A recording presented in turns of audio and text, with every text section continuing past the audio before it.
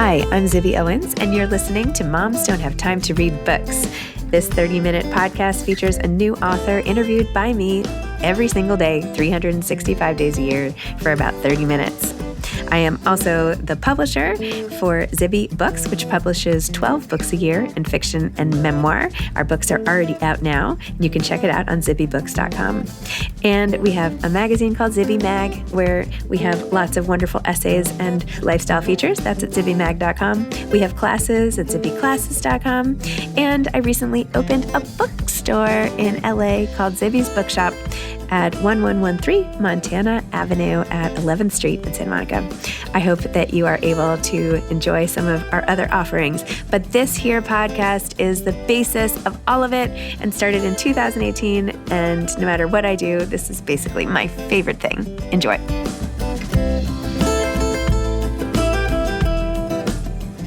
Emma Noyes is the author of Guy's Girl. Emma told her mother she wanted to be an author when she was 6. She grew up in a suburb outside Chicago and attended Harvard University, where she studied history and literature. She started her career at a beer company, but left because she wanted to write about mermaids and witches, eventually publishing her first YA fantasy series, The Sunken City. She now lives in Chicago with her Swedish boyfriend and miniature Pomeranian. Guy's Girl is her adult debut. Welcome, Emma. Thank you so much for coming on Moms Don't Have Time to Read Books to discuss Guy's Girl. Thank you for having me. You're welcome. I really, really enjoyed this book. I feel like you created characters so well, like the scenes, the friendship dynamics, what it's like to be that girl in the mix, what it's like to be a young girl at all in New York City, in a new environment, navigating all of it, the job that you think you want, that you don't really want, and all the eating stuff on top of it is just, I found it quite delightful. So thank you. Welcome. So why don't you tell listeners about the book? Absolutely. So Guy's Girl is, I say it's a love story, but it's a love story between both Ginny and Adrian, who are the main characters, but also Ginny and herself as she navigates recovering from anorexia and bulimia and learning to love herself for who she is. It's also, my selling line for it is often New Girl, but if Sally Rooney had written New Girl, so a little bit darker, a little bit more psychological, but you've still got the fun dynamics of the group of guy friends and being a girl amongst the guys. Yeah, these guys, I mean, I want it to be like just bash them across the head sometimes, not in a mean way. That's going to come out wrong in the transcript. It's going to look terrible. Just mean, they're like joking around. So silly. We all know those guys and we all know that time of life. And now, of course, I'm in my mid-40s and those guys are still around. So they never change. Yeah, things never change. Maybe slightly, but hard to disguise. So where did this book come from? It's your debut novel. Congratulations. Thank you. How did this come to be? So I myself was in recovery. I got into recovery properly, I would say around July 2020. And as I was going through recovery, I journaled a ton. And I never had a book in mind. I never had a novel in mind.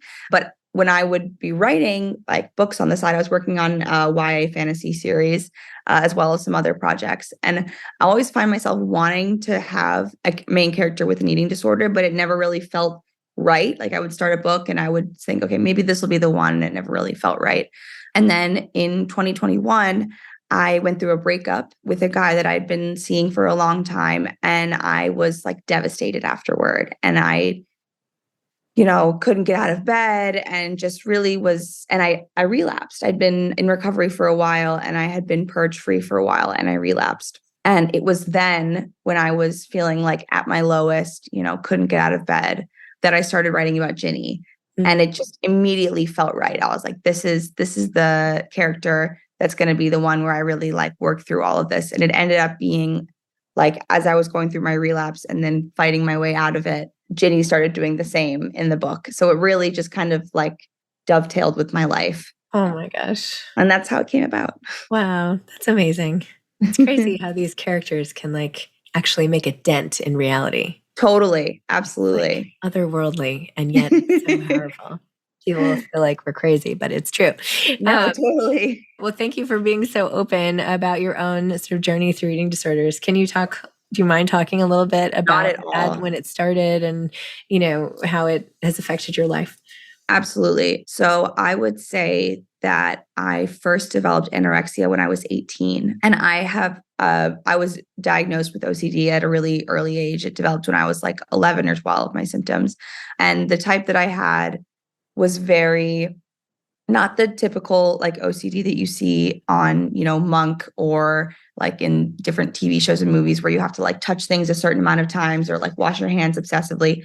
Mine was like really debilitating, intrusive thoughts. And I was in therapy for that and nothing was really working. And I went on this mission trip with my church and they like didn't really feed us very much when we were there. And so it was just by chance that I kind of became like, I didn't know it, but I was like starving. Like I needed more food. And I found that all I could think about when that was happening was food. And I came back from this mission trip and I had lost weight and I looked in the mirror and I really liked the way that I looked. But what I liked even more than that was how quiet my brain felt, because when you're starving or when you're not getting the nutrients that you need, you can't think about, oh, this like crazy obsessive thought. All you can think about is food and like where your next meal is going to come from and whatever. And I didn't know it at the time, but I was developing anorexia. It felt to me at the time like I was fixing my OCD. I was like, oh my gosh, at last, like I'm having some relief from these thoughts. But weren't the thoughts replaced? Sorry to interrupt. Weren't the thoughts replaced by thoughts about food? Absolutely. But when you go your whole life worrying about things that, like, my OCD thoughts were very much like moral faced. So like when I was little, when I first developed it, I would think about every bad thing I'd ever done as a kid and I had to apologize to my parents. And like the thoughts were so persistent and obsessive, but it's very like torturous. My next novel that's coming out next year is actually an OCD. The protagonist has OCD. Okay. So if you read it, you'll get to see exactly what I mean. But it's, to me, like thinking about anything that wasn't the sort of like worry, like tense thoughts that I had for years, it was a relief. Okay. And eventually I would realize that I had come to replace one monster with a different monster, but it took me a long time to realize that. Okay. Do you mind? I'm like doing it. Not at all. No, this is the whole reason I published this book, is I want to talk more openly about this stuff. When you had the intrusive thoughts and they started off, apologizing and ruminating sort of on that type of thing, how did it change as you became a teenager? And what were you obsessing about when the trip happened? Like what happened? What was like the week before the trip like? Yeah. So it morphed as I got older and I didn't realize it at the time, but I would learn later in therapy that like OCD kind of switches often to like attack whatever is like most important to you in your life. So when I was a kid, my parents' opinion of me was really important to me. So every bad thing I'd ever done, I had to apologize for and like get their forgiveness for. Eventually it turned into things more like, I remember I had my first boyfriend in 8th grade and I was totally obsessed with him, loved him. And I started obsessing over cheating. Like I started being afraid that it got to the point, and this is the same thing that happens to my protagonist in the book's called How to Hide in Plain Sight that comes out next year. I would think it wasn't even just like, oh, like you talk to a boy and you get scared that means you're cheating. Like I would think that if a boy, like a spit droplet landed on my hand and I didn't immediately wash it away, that it could then get into my mouth and that would count as me cheating on him. Like it's very like, got it. It's very persistent thoughts and it affects every moment of your life. Like I would have like specific routines for like washing things off my hands, specific ways I had to shower to make sure I was getting all of like any spit that could have landed on my body that day off. Like, so as I started dating, it morphed into that. I had a period of harm OCD, which is where you think that even though you've never hurt someone before, you might actually be a murderer because you look and you see a knife and you have a thought of like, what if I picked up the knife and hurt someone with it? And then your brain, instead of being like, oh, that was a weird thought, like, why did I have that? My brain goes, oh, that means you're actually a murderer and deep down you want to kill people. And then I would obsess over that for weeks or months or even years. So it really just changes and it always attacks the things that like morally you care about. Like I would never want to hurt someone. And so my OCD said, no, but actually you are a murderer. And then it's like, it hurts so much that then when I learned, well, I didn't learn, I just felt that like starving myself would turn those thoughts off. Of course I wanted to. Of course I wanted to escape that. Did you know you had OCD and did you ever get any treatment for it? I knew that I had OCD, but I was only ever when I was a kid, I was only ever in like general therapy. I didn't go into like specialists, which I now know, like if you have OCD, the best type of treatment, like the gold standard is exposure therapy and cognitive behavioral therapy. But I never did that as a kid. I was only ever in like general talk therapy. Okay. Thank you. I don't know. Yeah, of course. Moving on. I do know a lot about, I love psychology and I was a psych major. I worked in eating disorders. Like Yale Center for Eating and Weight Disorders. Oh my gosh, wow. And I worked at the adolescent inpatient unit at Westchester Hospital. And I am just sort of obsessed with psychology. And I've learned a lot about OCD and how it can even be like inappropriate sexual thoughts and like you're totally like blurred out things. And it could be like all like the stereotype of OCD is not, I guess we should save this for your next book, but the stereotype of OCD is not like in the movies is so not what it is. Not at all. It's so much of it is internal that no one would ever see or guess is happening to the person. Okay. So you go on the trip, you don't eat. You find relief from these things. You no longer are worried you're a murderer. You know that like all you have to think about is how to get food because you're so hungry. Yes. First of all, what has happened to these church leaders who took you on this trip as a result of this? Oh my gosh. I won't name any names or say anything because I'm sure it wasn't on purpose. Like, you know, I remember that there were opportunities on the trip to like go have like candy at some points throughout the day, but I had gotten into this headspace where I was like, I'm just going to try and eat like as cleanly as possible. I hate that term now, like clean eating. It's so triggering to me. I'm sorry. We won't say it again. On the trip. Delete. And so I think there were opportunities to have like more like candy and desserts or whatever, but I had gotten into this sort of like very rigid mindset, which would become my mindset for the next, couple of years.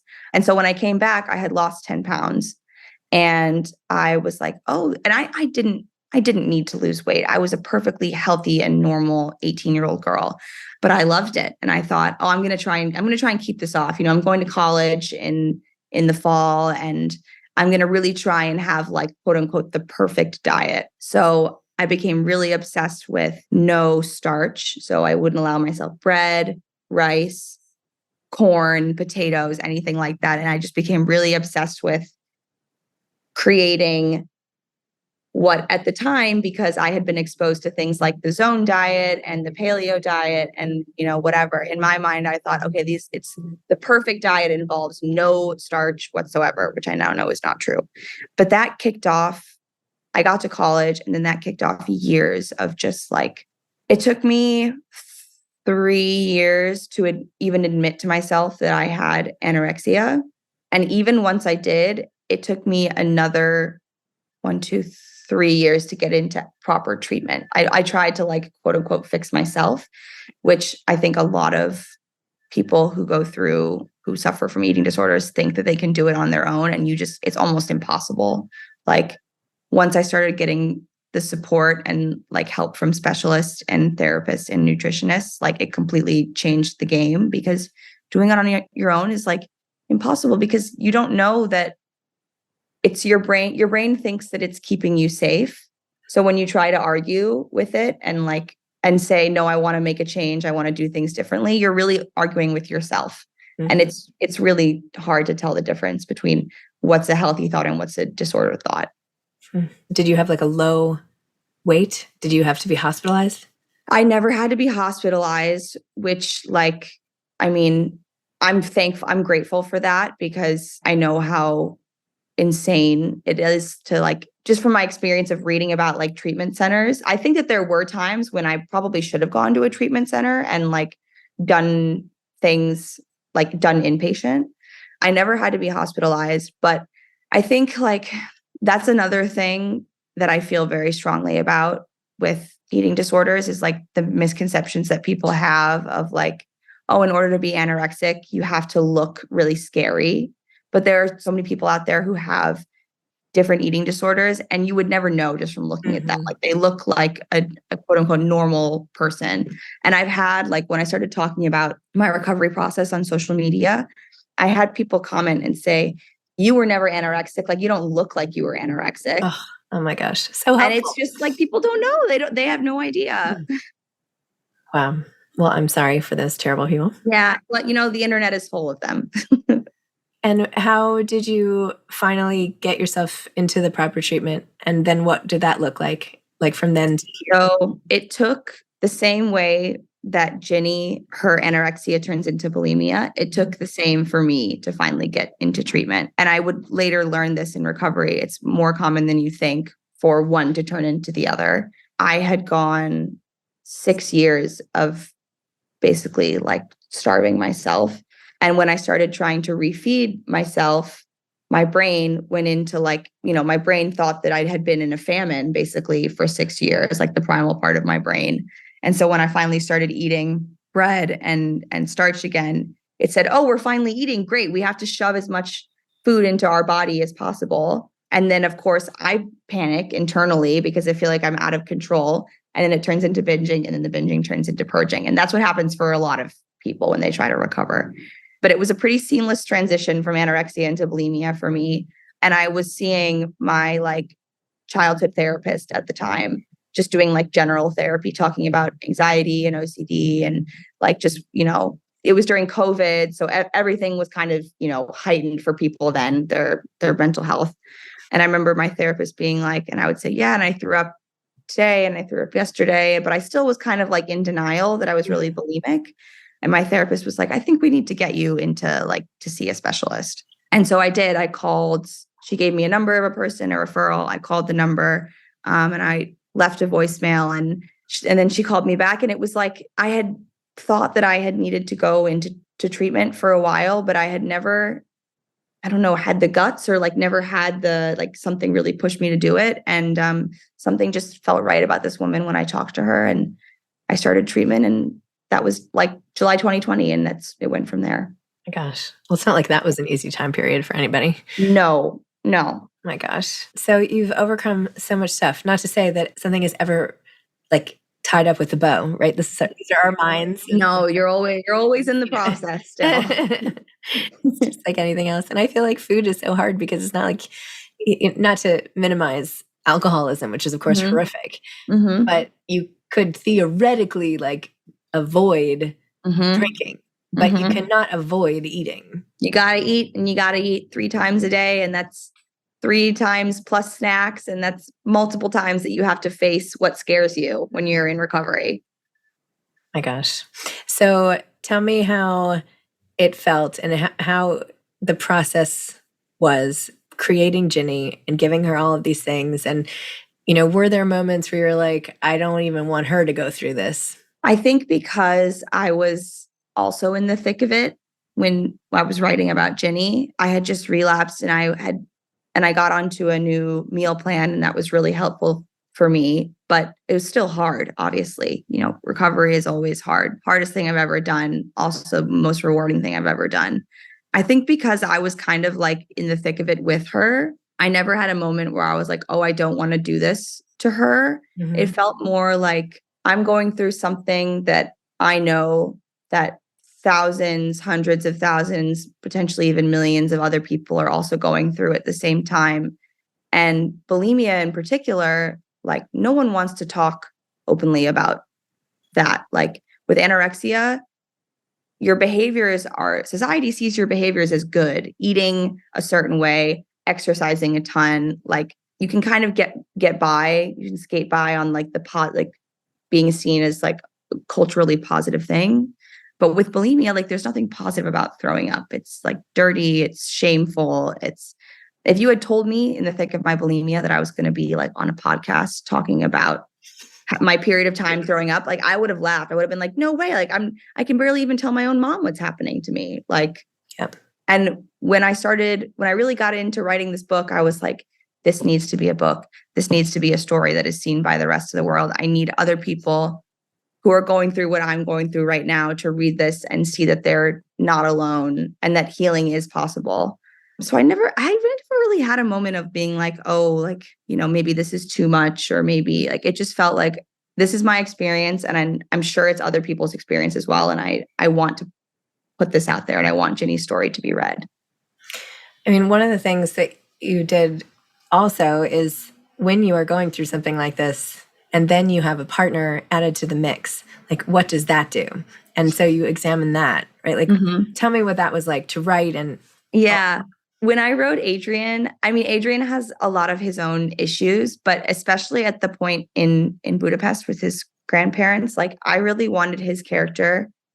I was like, okay, for myself, like, what would the perfect supportive partner be? Because I was single at the time when I wrote this, and I had been dating like on and off unsuccessfully for years. I was on the apps and swiping, and it was kind of like wish fulfillment. Like, okay, what would the perfect partner look like for someone who's trying to recover? And 6 months after I finished writing the book, I met my now fiance, and he is everything that Adrian is for Ginny and more. It's crazy. It's like I manifested him, truly. That's amazing. Oh my gosh. I love it. I love it so much. I don't know. The universe has done stranger things. I know. The universe is always listening. Wow. That's crazy. Amazing. Where did the whole Hungarian childhood thing come from? I went to Budapest with my mom, like right after I had first admitted to myself that I had anorexia. It was at the end of my time studying abroad.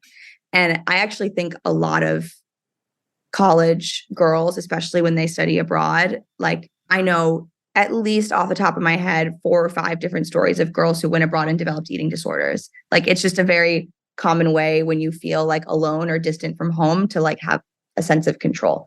So mine got really bad when I studied abroad. And then at the end of my time there, my mom came and we did this trip in Budapest, and it was just this kind of bright spot for me. Like, we did the ruin pub crawl.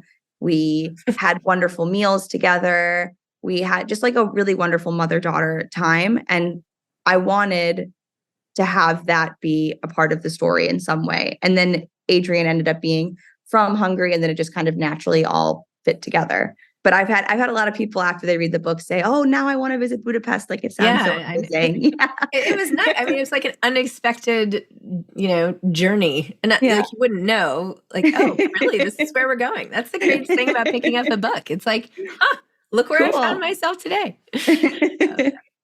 That's wild. So your next book is coming out when exactly? We don't have a set date, but right now it's going approximately September of next year. So exciting. Yeah. So how long does it take for you to whip out these books? It so depends on the book. The longest it's ever taken me to write a book, it was 2.5 years. And the shortest is 1.5 months. And that was Guy's Girl. Guy's Girl was, but that was like, it was like a fever dream. Like, I had relapsed. I was in the middle of a breakup. And then this was just like, all of a sudden my heart was like flowing out onto the page. Oh my gosh. Wow. For those people listening who have just sat through this conversation and maybe they have a loved one with an eating disorder, or they're worried about their child or themselves, and maybe they haven't reached recovery, or maybe they have, but it's always, a part of their lives. What would you say to them? And are there resources, they should turn to, or anything like that? Like, what next? My first piece of advice would be just be there for them, listen, don't try to force food onto them. Like, listening and just loving the person does so much more, and just feeling like you have people in your corner did so much for me. And it does, like you said, sometimes it takes time to find your way to treatment. But if you are financially able to, like, getting yourself or them the support that they need of a professional is so important, because it is so hard to recover by yourself. And having support, not only like psychological support, but also just the support of people in your life, family, loved ones. Like, it's so important. Check in on the people you love, see how they're doing, ask them if it's someone who struggles with eating, even just asking, "Hey, how's your eating going?" Like, that means a lot to me when people in my life do that. So. Oh. And when are you getting married? I'm getting married July of next year. Yeah. Yeah. Exciting. Are you going to switch your name to your new name? So I am like personally in my personal life, but for writing, I'll keep Emma Noyes. That's my name. Amazing. Yeah. Emma, this has been so delightful. I feel like I just like totally probed into your life. Like it's an And that's ordinary okay. morning, but It's I fine. feel like I could have, just kept asking you questions. It's so nice to talk to someone who's so open about going through a hard time, because that's how other people get helped, right? And so exactly, like I do it so that other people can benefit and know they're not alone. And plus, you wrote a great book on top of it all. Thank you. So Thank you. It's also enjoyable. It's like it's somehow fun in the midst of all the stuff. Like I feel like our conversation might lead people to think it's this super heavy book, but it's very fun. So there's there laughs and fun along the way. Yeah, laughs and fun along the way. All right. Well, it was great to meet you. Thank you so much for having me. My pleasure. Have a great day. Bye. Thanks for listening to this episode of Moms Don't Have Time to Read Books. Don't forget to follow me on Instagram at Zibby Owens and at Moms Don't Have Time to Read Books. Also sign up for my newsletter at zibbyowens.com and sign up for my virtual book club and meet lots of authors on Zoom every other week. Thanks so much to Steve and Ryan at Texture Sound for the sound editing. And thank you to Morning Moon Productions for providing this fantastic intro and outro music.